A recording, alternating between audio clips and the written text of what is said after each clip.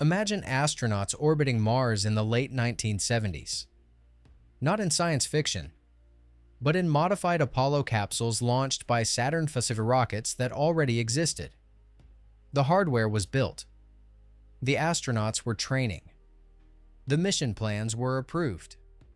This wasn't a dream. It was the Apollo Applications Program, and it came within a budget cut of rewriting human history. In 1973, NASA had the rockets. They had the space stations. They had mission plans to reach Mars using technology that already existed, sitting in warehouses and on launch pads across America. But those missions never flew. The rockets were dismantled. The dreams were shelved. And an entire empire, built on the success of Apollo, vanished before it could even begin. This is the story of NASA's lost future, where the question isn't could we have done it, but why did we stop? The answer reveals something darker about human ambition than any engineering failure ever could. In 1965, with Apollo still years from landing on the moon, NASA was already planning what came next. The Apollo Applications Program wasn't about doing Apollo again.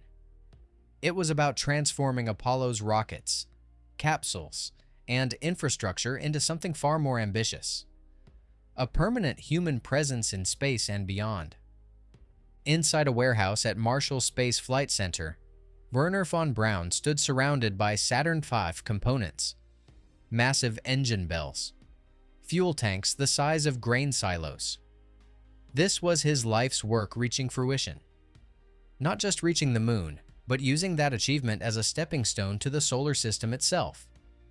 The Saturn V stood 363 feet tall, taller than the Statue of Liberty. It could hurl 260,000 pounds into low Earth orbit, the weight of 40 full-grown elephants, lifted beyond the atmosphere in 8.5 minutes. These weren't concept sketches.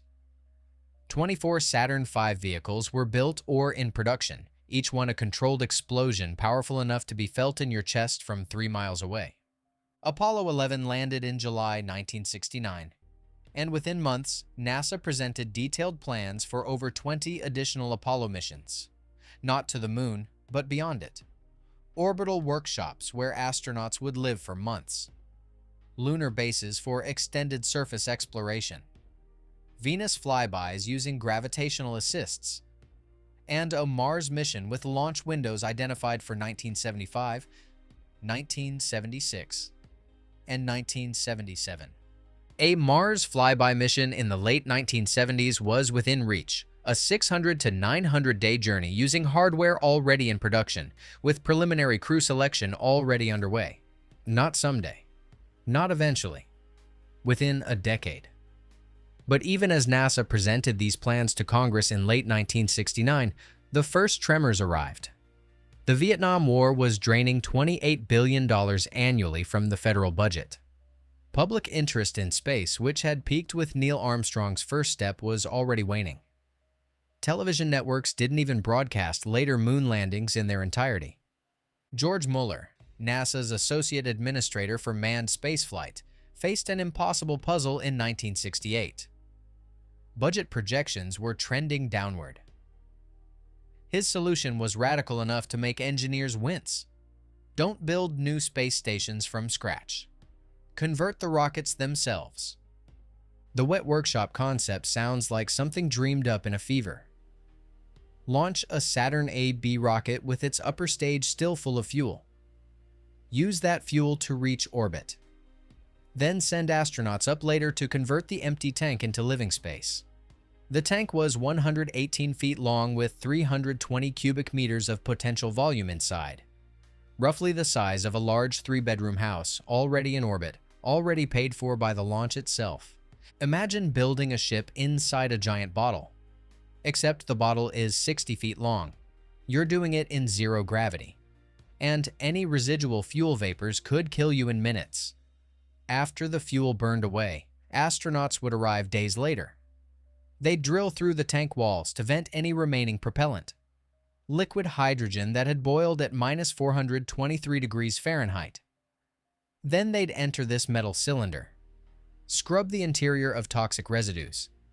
and install floors, walls, life support systems, and laboratories, all in the vacuum of space, all while orbiting Earth at 17,500 miles per hour. The risks were serious. Liquid hydrogen is invisible, odorless, and explosively flammable. Even trace amounts mixing with oxygen could create a bomb. The tank's aluminum skin was thin, designed to hold fuel during launch, not to serve as long-term habitat. A grain of sand traveling at 70,000 miles per hour carries the kinetic energy of a bullet. NASA made a choice: safety over efficiency, the dry workshop over the wet. Launch the station already outfitted, using the full power of a Saturn V to lift it complete. That decision would create Skylab, but it would also consume Saturn V rockets that could have launched interplanetary missions. On May 14, 1973, the last Saturn V that would ever fly lifted off from Kennedy Space Center. Its payload was Skylab, 118 feet of converted rocket stage transformed into America's first space station, with 12,000 cubic feet of living space, larger than a 3-bedroom house. 63 seconds into flight, disaster struck. The micrometeoroid shield deployed prematurely. The rushing air at 36,000 feet tore it away, ripping off one of the station's 2 main solar arrays and jamming the other against the hull. Skylab reached orbit crippled, overheating, and underpowered. 11 days later, the first crew, Pete Conrad, Joseph Kerwin, and Paul Weitz, launched on a rescue mission. They carried improvised tools: a parasol sunshade cobbled together in days, cutting tools, and hope. In a desperate spacewalk, they freed the jammed solar panel and deployed the sunshade. Skylab's internal temperature dropped from 130 degrees Fahrenheit to a habitable 75 degrees. The station was saved. This was exactly the kind of adaptation and problem-solving that a 600-day journey to Mars would have demanded. And the crew proved it was possible. Over 3 missions spanning 171 days, crews conducted groundbreaking research. The Apollo telescope mount transmitted images of solar flares and coronal mass ejections, vast eruptions of plasma larger than Earth itself. They proved humans could live in space for 84 consecutive days. They studied how bones lost calcium in zero gravity, how muscles atrophied, how the cardiovascular system adapted. Every medical reading was data critical for planning missions measured in years, not days. But even as the third crew conducted their experiments in early 1974, a crushing reality was setting in. Skylab was alone. The original plan had called for multiple orbital workshops, a lunar orbit station, deep space assembly facilities where interplanetary spacecraft would be built from components launched on Saturn V rockets. Instead, there was just one station, orbiting in isolation. By 1974, the remaining Saturn V rockets were being decommissioned. 3 of them, complete, flight-ready vehicles, were placed in museums as monuments to a program that ended almost before it began.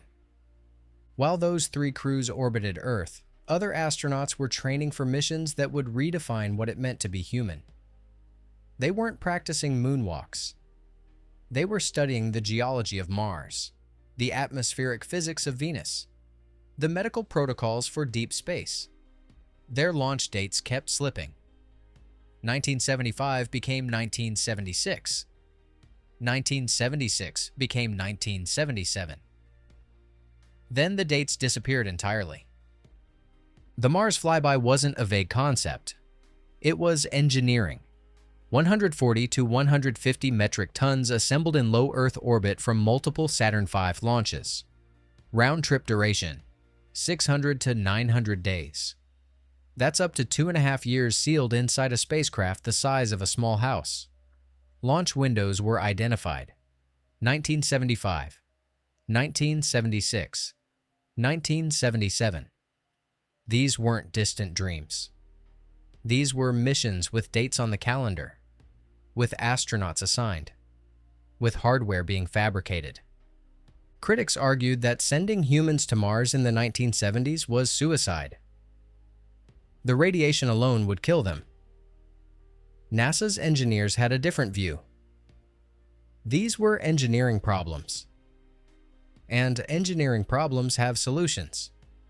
Beyond Earth's protective magnetosphere, galactic cosmic rays and solar flares posed real dangers. But engineers had already identified materials that could help: water and polyethylene, chosen for their hydrogen content. Hydrogen atoms are excellent at absorbing high-energy particles. Better than lead, better than steel. The Mars Flyby spacecraft designs included dedicated radiation shelters, reinforced compartments lined with water tanks where crews could ride out solar storms. A 600-day mission couldn't simply carry oxygen and water for the entire journey.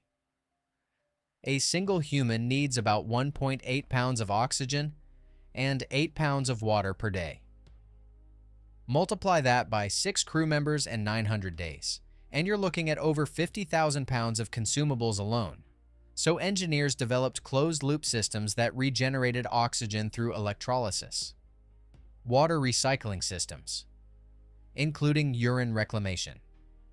The technology was proven in ground tests. The components existed. The engineering was sound. It just needed the funding to finish development. By 1970, the future was clear. AAP was being gutted. Not because the engineering had failed, not because the missions were impossible, but because America had decided it was done paying for the future. The Vietnam War peaked at $28 billion annually, nearly 6 times NASA's entire budget.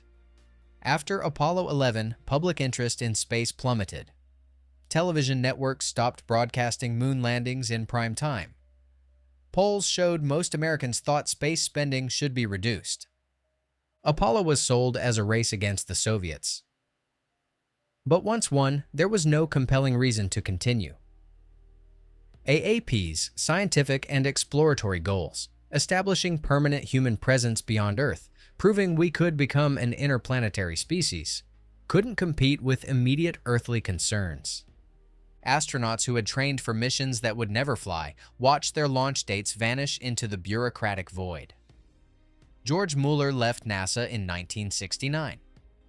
Wernher von Braun departed in 1972 before Skylab even launched, recognizing that the political will for his vision had evaporated.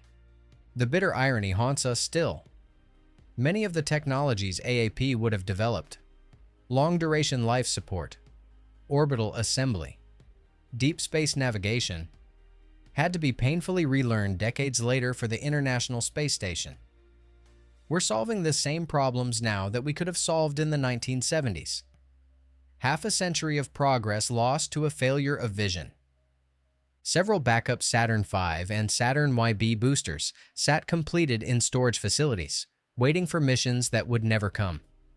Eventually, they were placed horizontally in museums, monuments to capability without purpose.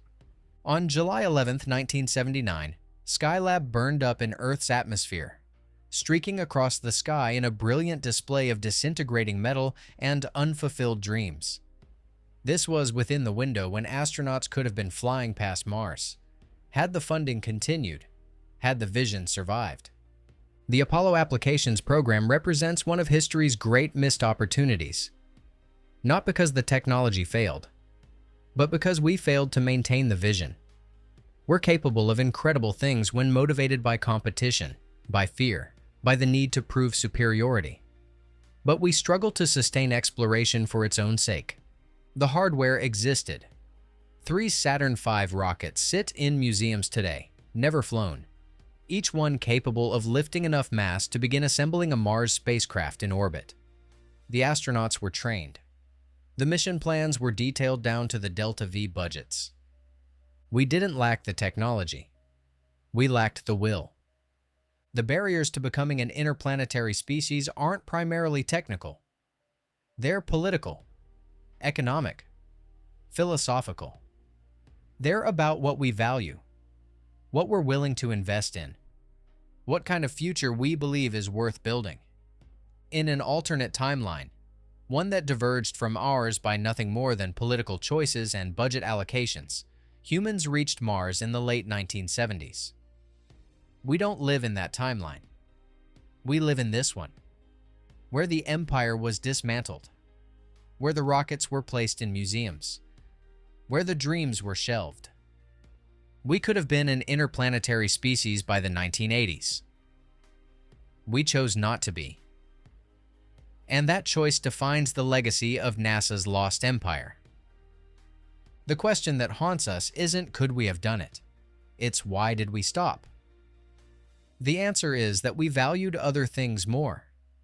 Not because those things were more important in any cosmic sense, but because they felt more immediate, more urgent, more connected to the concerns of the present moment rather than the possibilities of the distant future. The Apollo Applications Program stands as a monument to human capability and human limitation.